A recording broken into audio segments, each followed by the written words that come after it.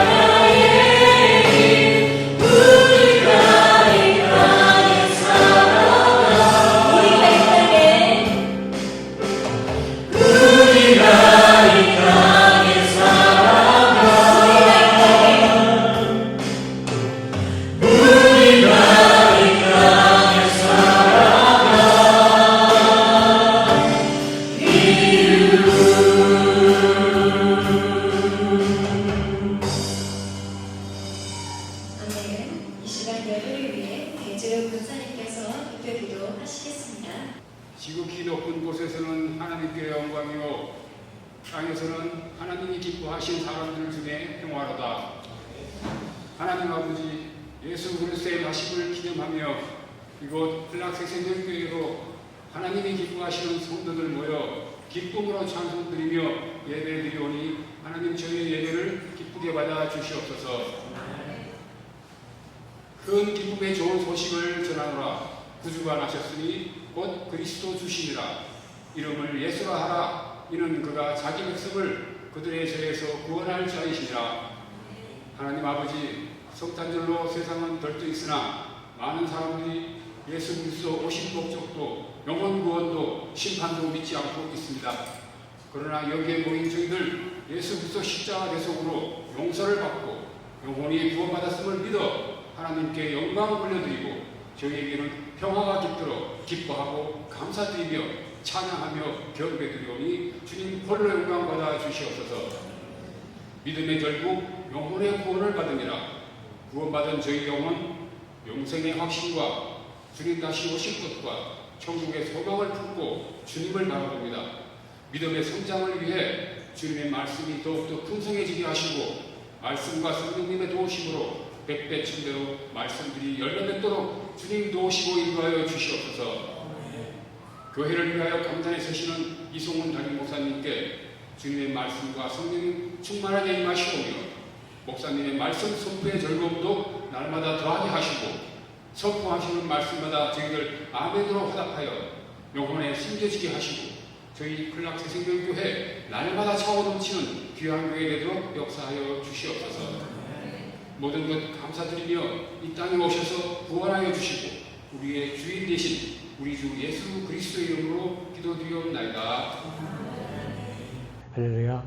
오늘 말씀 함께 보시도록 하겠습니다. 오늘 함께 보실 본 말씀은 누가복음 19장 28절에서 44절까지 말씀드리겠습니다. 오늘 함께 보실 본 말씀은 누가복음 19장 28절에서 44절 말씀 되겠습니다.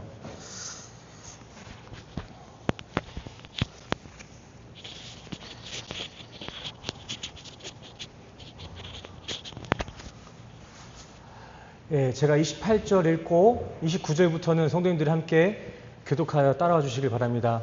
28절 읽겠습니다. 예수께서 이 말씀을 하시고 예루살렘을 향하여 앞서서 가시더라. 29절 시작.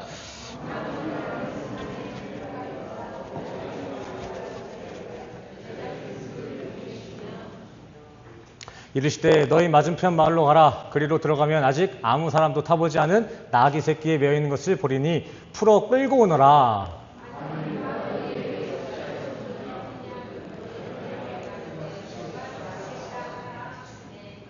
한마음 한뜻으로 있는 거예요. 33절부터는 보내심을 받은 자들이 가서 그 말씀하신 대로 만난지라. 나귀 새끼를 풀 때에 그 인자들이 이르되 어찌하여 나귀 새끼를 푸느냐. 대답하되 주께서 쓰시겠다 하고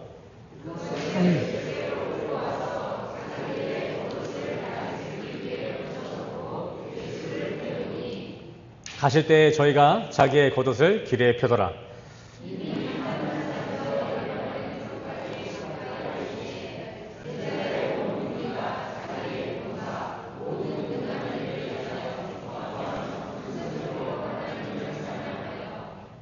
가로되 찬송하리로다. 주의 이름으로 오시는 왕이여 하늘에는 평화요 가장 높은 곳에는 영광이로다 하니.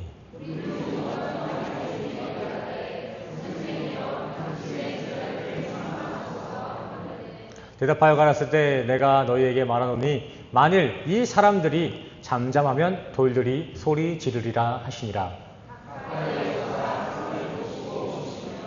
가라사대 너도 오늘날 평화에 관한 일을 알았다면 좋을 뻔하였거니와 지금 내 눈에 숨기었도다.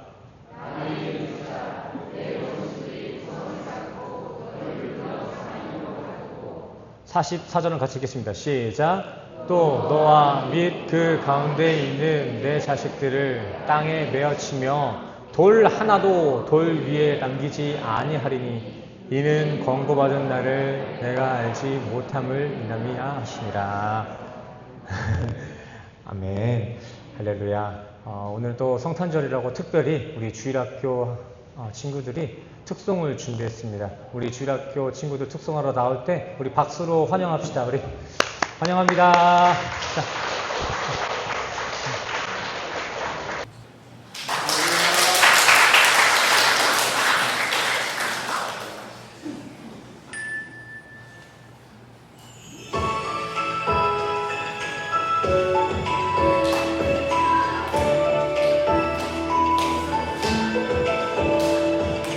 하늘에 계신 우리 아버지여 이름이 거룩히 여기를 받으시오며 나라의 나오시며 뜻이 하늘에서 이룬 것 같이 땅에서도 이루어지이다. 이는 우리에게 일용할 양식을 주시고 우리가 우리에게 죄진 자를 사하여 준 것 같이 우리 죄를 사하여 주옵시고 우리를 시험에 들게 하지 마옵시고 다만 악에서 구하옵소서.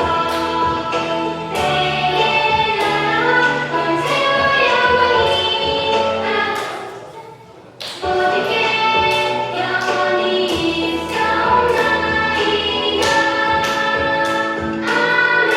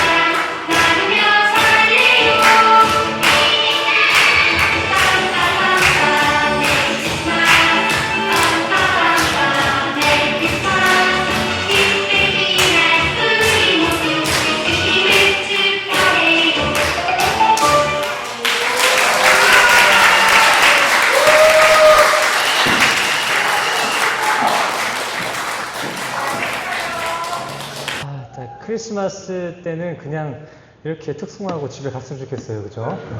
아쉽네요. 자, 우리 옆 사람과도 이 성탄의 기쁨을 함께 나눴으면 좋겠습니다. 메리 크리스마스 인사하시겠습니다. 메리 크리스마스. 네, 오늘은 따로 광고가 없었는데 예배 끝나고 오늘도 식사가 준비되어 있습니다. 특별히 태현 지사님이 그 레촌을 잡아오셔가지고 돼지 이만한 게 2마리가 있고요. 또 오늘은 특별히 우리 또 주방 봉사하시는 분들이 더 맛있는 반찬들을 많이 준비해 주셨어요. 끝이 아닙니다. 또 이제 강천 지사님이 참조해 주셔가지고 새생명교회 달력이 나왔어요. 제가 너무 이게 다른 교회랑 비교하면 안 되는데 저희 교회는 광고가 없습니다. 말씀밖에 없습니다. 이거 고집하느라 힘들었습니다. 이거 돌아가시는 길에 한 가정당 하나씩 가져가 주시면 되겠고요. 또 개인 사업자 아니면 또 직장생활 하시는 분들은 개인적으로 저한테 연락 주시면 하나씩 더 드리도록 하겠습니다. 이거 성탄 선물이에요, 이거. 자, 그래도 말씀을 봐야겠죠. 오늘 본 말씀의 제목은 하나님의 평화입니다. 자, 오늘 본 말씀은 이제 예수님께서 예루살렘에 입성하는 배경을 앞두고 있습니다. 자, 그림을 봐서 아시다시피 예수님께서는 예루살렘 성에 들어올 때 무엇을 타고 오셨죠? 그림 안 나왔어요? 예수님이 예루살렘에 입성하실 때 뭘 타고 들어오셨죠? 나귀 새끼. 스가랴서 구약에 예언된 대로 공의와 겸손, 평안을 상징하는 나귀 새끼를 타고 예루살렘에 입성하셨습니다.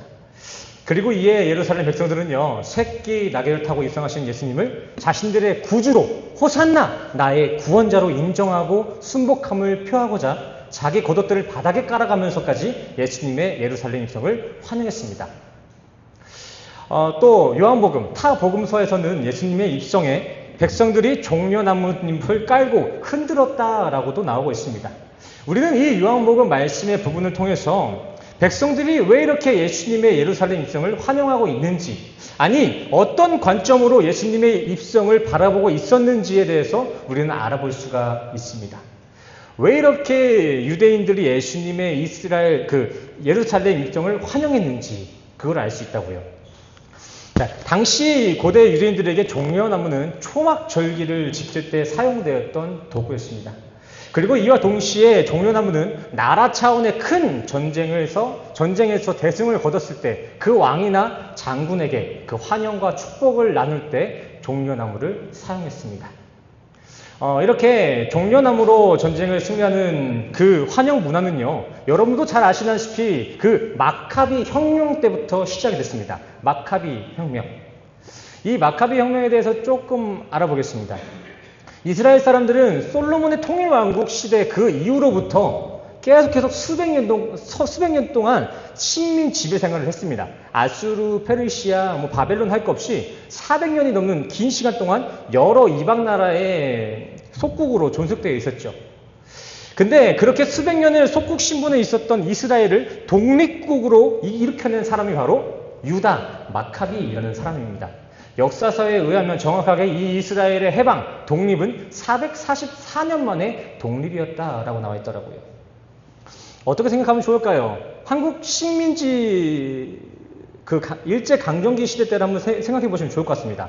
한국도 그 일제강점기 식민지 기간이 있지 않았습니까? 그쵸? 아닌가요? 필리핀이랑 좀 상관없는 얘기인가요? 한국의 강제 정년 시기가 있었잖아요. 그쵸? 이때 일본에 강점되었던 그 식민 기간이 얼마나 길었는지 혹시 기억하고 계신가요? 35년. 오, 애국자시네요. 예. 1910년 한일합병 기준으로는 35년이고 또 더 멀리 보시는 분들, 을사늑약 1905년부터 보시는 분들은 40년까지 일제강점기로 본다고 나와 있습니다. 그렇게 한국은 35년에서 40년간 일제강점에 있다가 1945년 8월 15일에 독립을 하게 됩니다. 그렇게 35년이라는 긴 강점기가 끝난 독립날에는 대한민국 사람들이 다 밖에 나와가지고 그간 자유롭게 꺼내지 못했던 그 태극기를 꺼내들고 대한독립 만세를 외치며 해방의 감격을 누렸습니다. 이와 같은 케이스입니다. 이와 마찬가지로 이스라엘 사람들도 자신의 나라가 444년 만에 독립을 이룬 날 평화와 안식을 상징하는 종려나무를 흔들며 자기 나라의 그 독립 기념을 만끽했습니다. 그리고 유대인들은 이스라엘의 독립을 성공시킨 유다 마카비의 고국 귀환을 이 종려나무로 환영해주기 시작했어요. 그렇게 마카비 혁명 이후 이스라엘은 계속해서 전쟁을 승리하고 돌아오는 왕들에게 종려나무를 깔고 종려나무를 흔들며 환영해주는 관습이 생기기 시작했습니다. 자, 이렇게 이스라엘 사람들에겐 크게 두 가지의 문화로서 종려나무 잎이 사용되었습니다. 자, 그렇다면 오늘 본문 말씀 당시 이스라엘이 예수님의 예루살렘 입성 당시 때 그 백성들이 종려나무를 흔든 이유는 무엇이었을까요? 이스라엘은 크게 두 가지. 첫 번째 종교적인 이유, 초막절기를 지킬 때 그 종려나무를 흔들었고 또 두 번째는 승리하고 온 왕들을 축하할 때 종려나무를 흔들었다고 했어요. 이렇게 두 가지로 크게, 더 있겠지만 크게는 두 개예요. 그렇다면 오늘 본문 말씀 기준으로 백성들이 예수님이 예루살렘에 입성했을 때 그 백성들이 종려나무를 흔든 연유는 무엇이었을까요?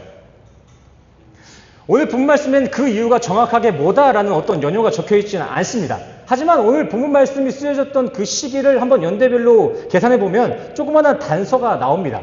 요한복음 12장 12절부터 13절 말씀 읽겠습니다. 시작! 그 이튿날에는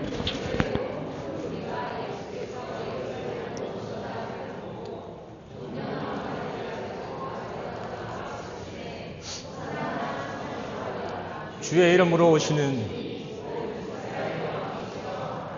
아멘. 이렇게 요한복음 12장 12절에서 13절 말씀은 예수님께서 예루살렘에 입성한 날을 기록하고 있습니다.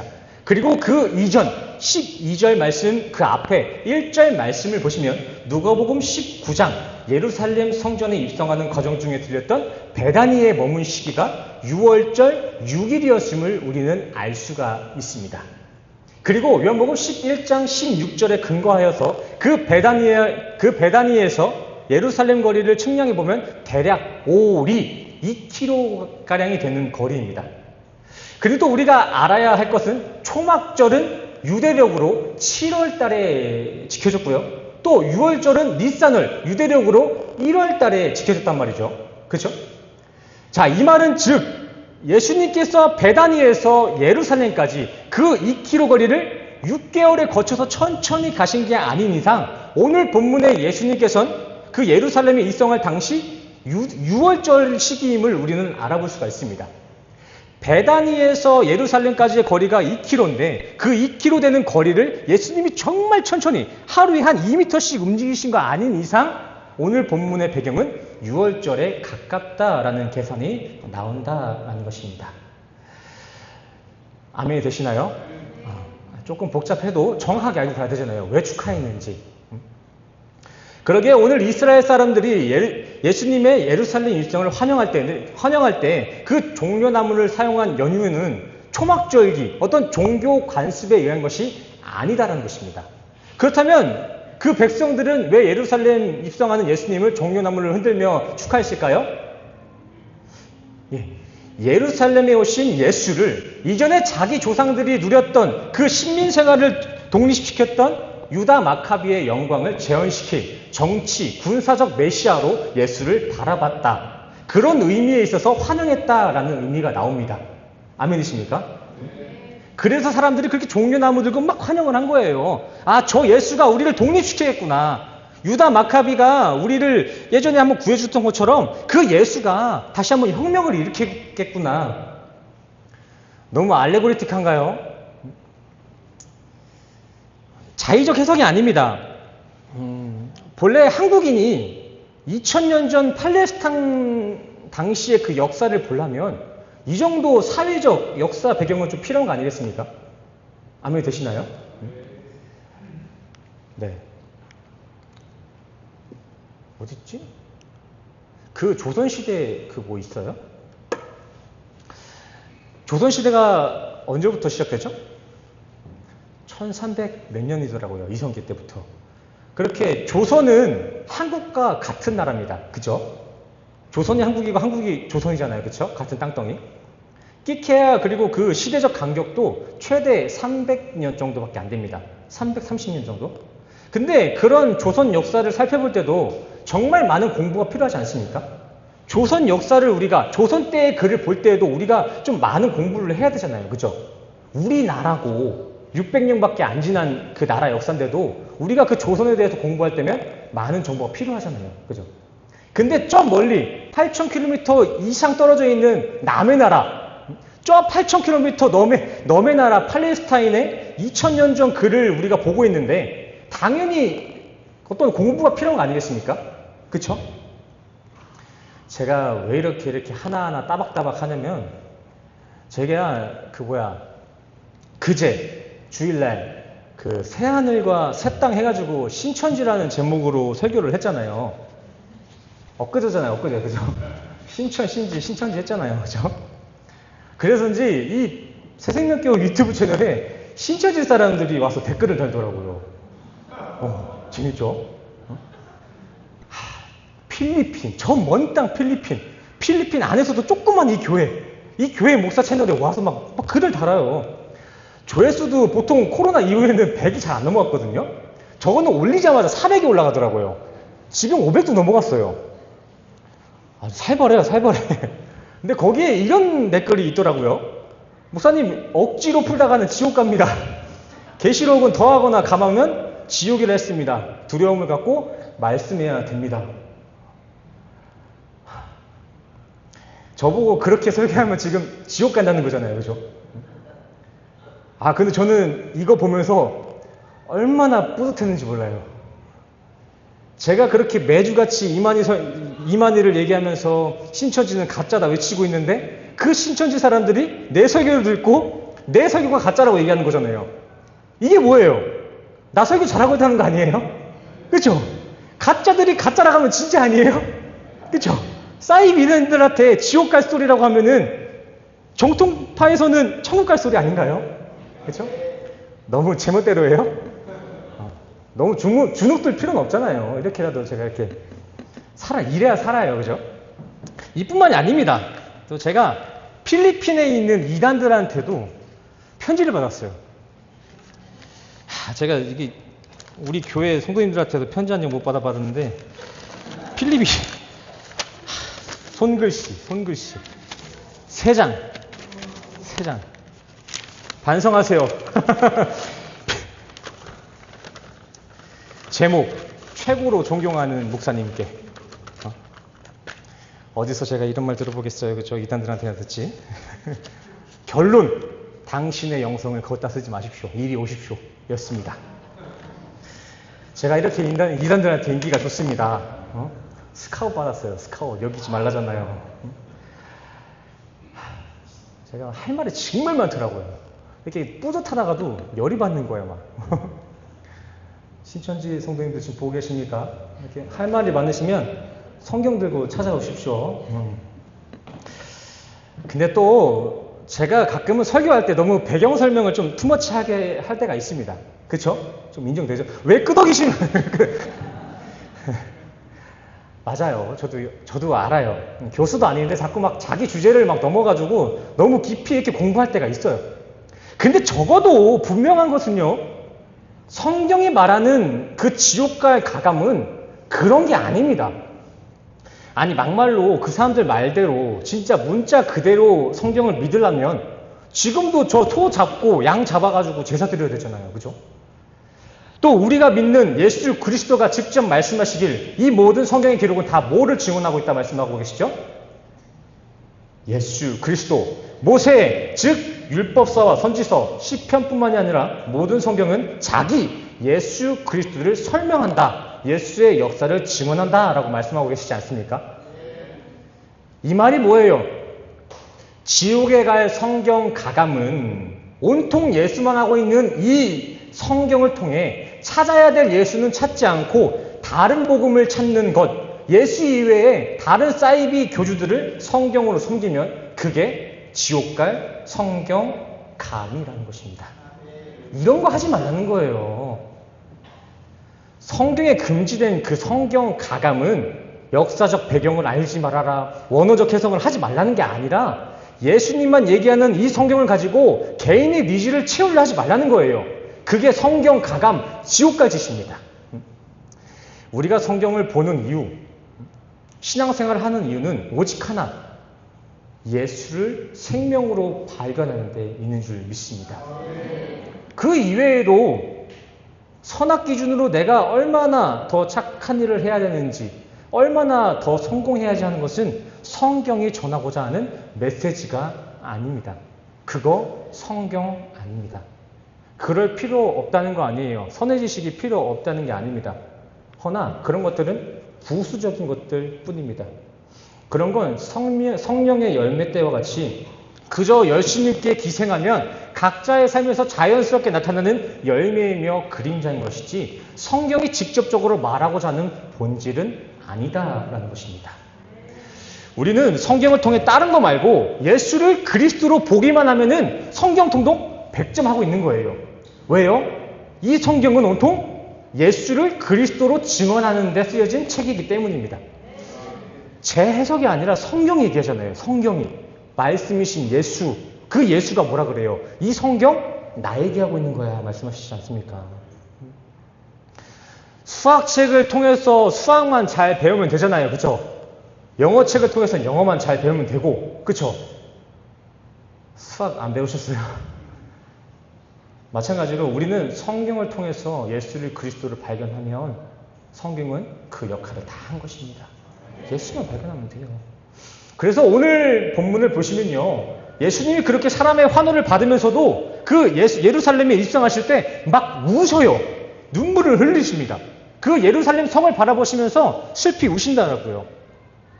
아니 나중에 십자가 올라가실 그 상황은 그렇다 쳐요. 근데 지금은 사람들의 환영을 받고 있잖아요. 근데 예수님은 그 왜 환영 가운데서도 왜 지금 이렇게 슬프셨을까요? 왜 이렇게 슬프셔요? 당장 십자가 올라가는 것도 아닌데. 그 일제강점기 때 마라토너 송기정 선수가 그 금메달 따고도 시상대 앞에서 막 슬픈 표정을 하고 있던 이 사진 다들 기억하시나요? 커뮤니케이션이 안 되시는 거예요? 아니면 좀 피곤하세요? 송기정 선수 아시죠? 네. 왜 그랬다 그러죠? 왜 금메달 따는데도 그렇게 슬퍼했어요? 예, 대한독립 만세입니다. 네. 사람들이 자신을 일본인으로 알고 자신이 딴 그 금메달의 영광이 당시 원수였던 일본에게 돌아갈까봐 그런 슬픈 표정을 지었다라고 하죠. 뭐 정확한 건 아니지만 지금은 그렇게 이야기가 흘러가잖아요. 그죠? 예수님도 같은 맥락에 있으십니다.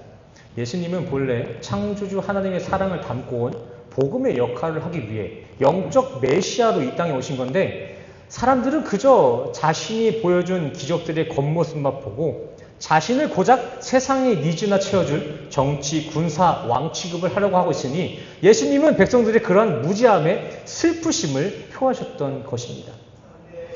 예수님의 이러한 슬픔의 표현, 이 거부, 세상 왕 삼으려는 그 백성들의 거부 표현은 이때가 처음이 아닙니다.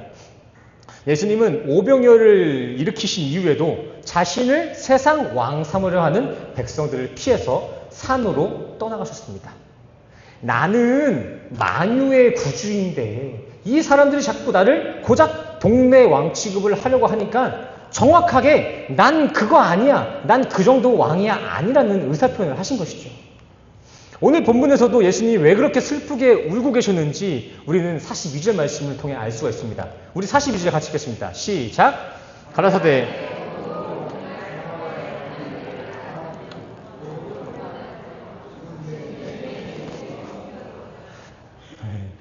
예수님이 예루살렘 성을 보고 오시면서 뭐라고 말씀하셔요? 너도 오늘날 평화에 관한 일을 알았더라면 좋을 뻔했구나. 뻔. 이게 뭐예요? 니들은 평화의 평자도 모른다라는 것입니다. 이게 너무 슬프셨다는 거예요. 평화를 모르는구나. 난 평화를 줄 알았는데. 근데 이 평화는 무엇을 상징합니까? 평화의 왕 예수를 의미하는 것입니다. 맞습니다. 구약에 예언된 바 그리고 예수가 성육신하에 잉태될 때 그 천사가 말하길 구세주의 탄생이 하늘에는 영광이요 땅에는 평화가 도래될 것을 말씀하셨습니다. 근데 그 평화가 우리 인간이 원하는 그런 평화가 아니었던 것이었습니다. 세상이 받고자 했던 그 평화가 아니었던 거예요. 되려 우리 인간들이 생각하는 평화와 하나님이 주고자 하시는 그 평화의 그 간극이 얼마나 심했는지 하나님께서는 니들이 원하는 그 세상 평안을 불로 태우겠다. 칼로 도려낼 거다. 도리어 그런 세상 평안에 있는 분쟁을 일으켜서 서로 원수를 만들 거다라는 경고까지 하셨습니다. 자, 그렇다면 우리가 흔히 생각하는 평안이란 무엇입니까? 평화하면 뭐가 떠올라요? 비둘기? 평화하면 뭐 떠올라요? 좌편에 있는, 우편에 있는 선의 지식, 전쟁이 없는 사회, 기근이 없는 나라, 또 원만한 관계, 뭐 이래저래 정의할 수 있겠죠. 근데 이게 결국 다 뭐예요? 저 보이잖아요. 창세기 3장 때부터 타락한 이 세상, 이 사단의 권세 아래에 있는 이 선악이라는 질서 안에서 적당한 균형을 이룰 때 우리는 평화롭다, 평안하다라고 착각하고 있지 않습니까? 우리는 평화를 생각하면 여러 가지를 지금 머릿속에 떠올라요. 전쟁이 없는 사회가 평화롭다. 기근이 없는 사회가 안정된다. 평안하다. 이런 말들 하지 않습니까? 생각하시잖아요. 근데 그것도 뭐예요? 창세기부터 다시 시작할까요? 오늘 성탄절인데 사경이처럼.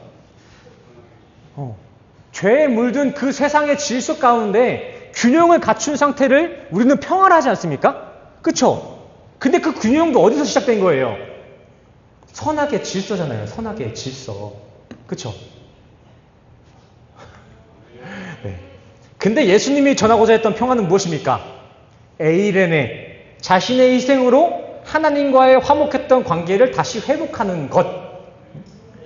이전 선악 간의 땅과 하늘은 다 지워내고 새 하늘과 새 땅이라는 그 새 질서 속에서 하나님이 지어놓으신 그 장막에서 하나님과 같이 사는 그 감격이 예수님이 우리에게 전하고자 하는 평화 아니겠습니까? 아멘. 예수님이 우리에게 주고자 하는 평화는 이 루시퍼의 그 사단의 권세 아래에 있는 이 선악간의 질서 속에 균형이 이룬 삶이 아니라는 거예요. 이 땅 가운데 유토피아를 주고자 하심이 아니라 이 세상, 선과 악이라는 이 세상은 모두 지워버리고 하나님과의 동행이 있는 천국의 삶, 이거를 주기 원하셨다는 거 아니겠습니까? 아멘이시죠? 하나님은 이 평화, 에이렌에 이 평안을 주고 싶어 하셨다는 것입니다. 그래서 이 평화, 에이덴의 기초가 되는 히브리어, 샬롬도 그 의미가 무엇이죠? 주 안에서 평안하십니까? 하나님과 화목하십니까? 입니다. 지금 유대인들은 다 평화, 이 샬롬을 그러한 하나님과의 화목 개념으로 생각하고 있다는 것을 우리는 알 필요가 있습니다. 샬롬 많이 하잖아 이러면서. 그 샬롬이 뭐라고요? 하나님과의 깨진 관계가 다시 회복되셨습니까? 하나님과의 화목을 누리고 계셨습니까? 이것이 뭐다? 평화고 샬롬이라는 것입니다. 우리 옆 사람과 인사해볼까요? 샬롬. 네, 이렇게 예수님은 자신의 백성과 자신의 모형이었던 예루살렘 성전 안에 이런 평화와 샬롬이 있길 원하셨습니다. 근데 막상 이 땅에 오셔가지고 그 성전에 들어가려고 보니까 백성들이 종려나무를 흔들고 환영을 하고 있네요. 예수님이 이 의도를 아셨어요? 몰랐어요? 아셨습니다. 아, 쟤들은 나를 정치적, 군사적 메시아로 보고 있구나. 이러니까 눈물이 나는 거예요. 우주 만물을 창조한 왕을 고작 이 작은 지구, 그 작은 지구 안에서도 작디 작은 이스라엘 왕 삼으려고 하고 있으니 그 마음이 얼마나 안타까웠겠습니까? 단순히 그 하나님의 아들이라는 자기 명성을 몰라줘서가 아니라 이미 그런 세상 왕의 개념에 세뇌당한 그 백성들에겐 나는 더 이상 하늘의 왕으로 들어가기가 쉽지 않겠구나라는 생각 때문에 예수님은 슬퍼하셨던 것입니다. 이게 바로 우상숭배 아니겠습니까? 하나님을 온전히 하나님으로 보지 못하고 그저 자신들의 바램으로 자신들의 필요에 의해 그 하나님을 만들기까지 하는 것. 이게 출애굽 당시 이스라엘이 하나님을 금송아지로 섬겼던 그 우상숭배랑 다른 게 뭐가 있어요? 예수를 그리스도로 보지 못하는 것, 하나님을 금송아지로 보는 것, 이것이 뭐가 다르겠냐고요. 그래서 예수님은 그렇게 백성들의 환호가 있음에도 불구하고 그 앞에 눈물을 보이시고 또 성전에 들어가시자마자 뭐 하시죠? 그 성전 시스템을 다 뒤집어 엎습니다. 그리고 장차 이 성전을 무너뜨리겠다라는 저주까지 하시죠. 이게 무엇을 의미합니까? 나는 이런 군사적 메시아로 온 게 아니다. 이런 세속적인 성전은 성경이 말하는 진리가 아니다라는 것입니다. 막말로 이 평화라는 것이 그 평화가 올 거라는 그 구세주 예수님, 구약 성경에 의하면 그 예수가 이 땅에 올 때, 하나님의 아들이 이 땅에 올 때 이 땅에 그 평화가 온다 그러지 않습니까? 그렇죠? 근데 그 구세주 예수가 이 땅에 태어남과 동시에 이스라엘에는 어떤 참변이 일어나죠? 한번 이렇게 주일학교 때 배우셨던 거 생각해 보세요. 예수님이 이 땅에 오시면 평화가 이루어질 거라고 했는데 그 예수가 태어났을 때 막상 그 이스라엘은 어떤 일이 일어나죠? 어딨어? 2세 미만, 2살 아래 애들은 다 죽었습니다.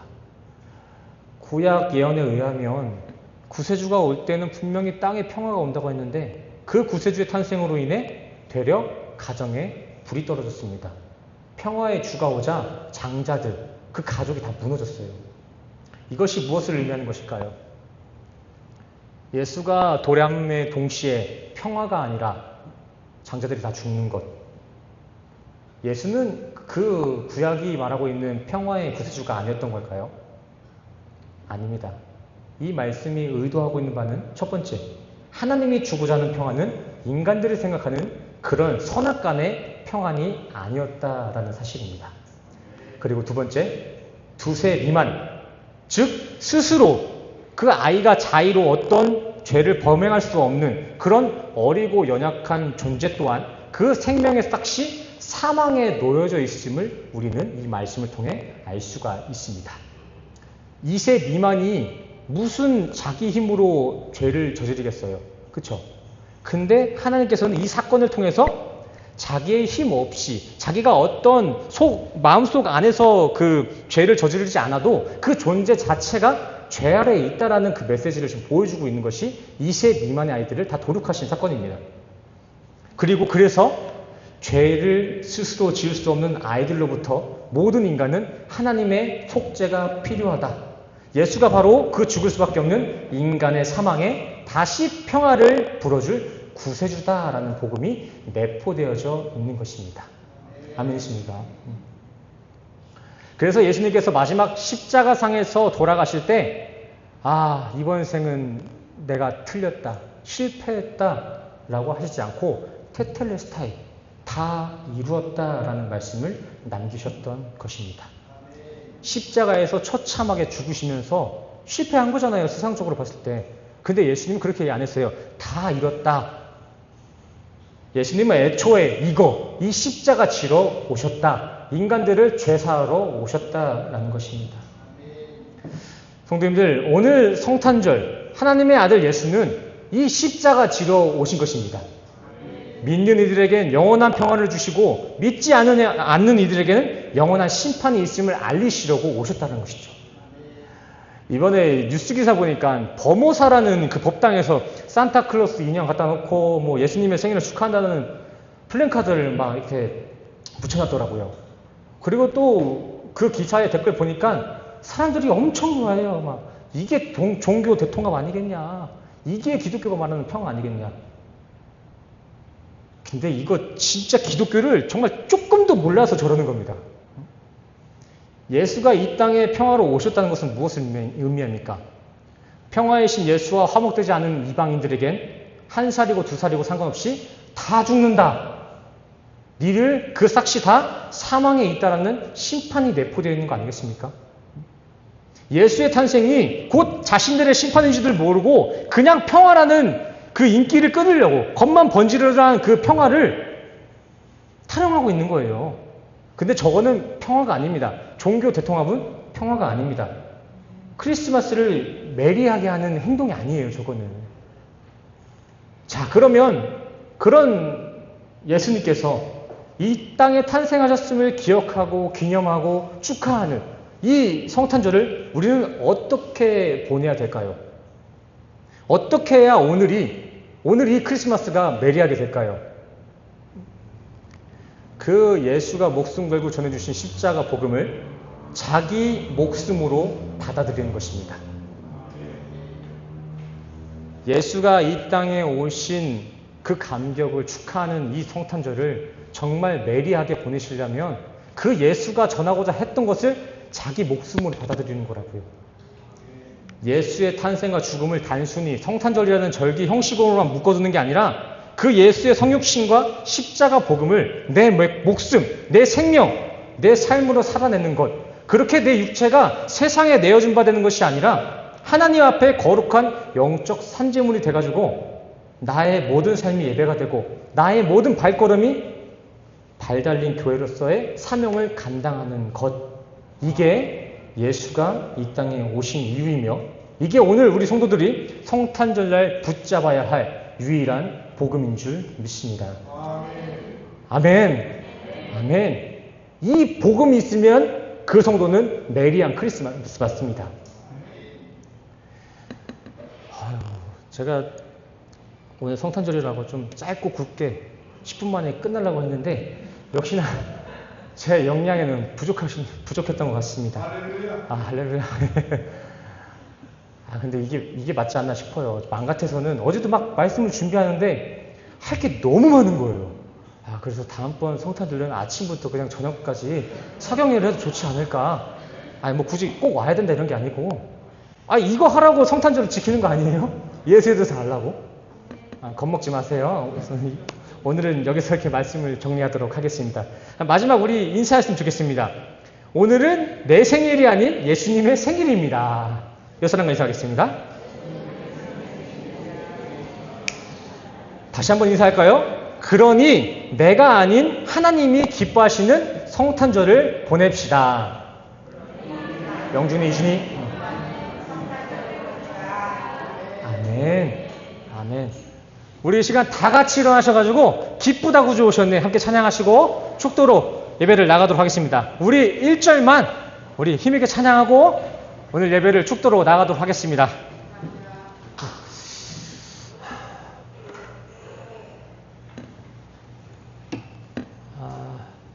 네. 소연 성도님은 제 방에 달력 있는 거 좀 밖에 꺼내줘요. 네. 예배 끝나고 어디들 가세요? 어디 안 가세요? 네. 우리 박수 치면서 함께 찬양할까요? 기쁘다고 주셨네. 주님의 탄생하심을 우리 함께 전심으로 찬양하며 나아갑시다.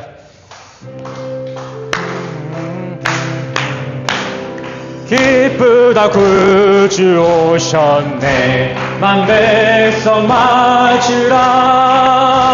온 교회여 다 일어나. 다 찬양하여라. 다 찬양하여라. 다 찬양 다시 한번 찬양할까요? 기쁘다 구주. 기쁘다 구주 오셨네. 만백성 맞으라. 온 교회여 다 일어나. 다 찬양하여라. 다 찬양하여라. 다 찬양하여라.